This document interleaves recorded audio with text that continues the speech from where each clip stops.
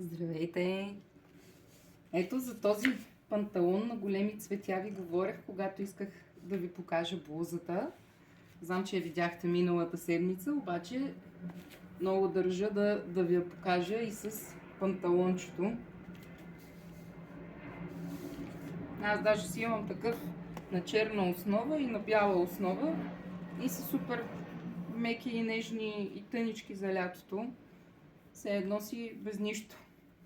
Ето ви идея за нежен и свеж аутфит през лятото.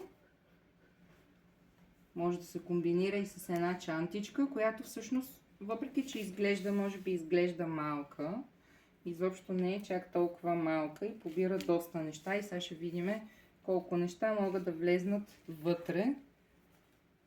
Тук съм си приготвила. Ето, слагаме един дезодорант.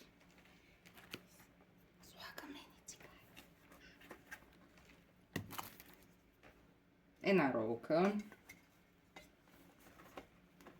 Портмонето забравих да взема. Ключове. И понеже моите чанти са плетени горе-долу, така че да побират и портмонето ми. Ето. И има още доста място вътре, както виждате. Ще има и за портмонето, и за телефона, ама телефона в момента записва. Той не мога да го сложа него. И може да си я носите и на рамото.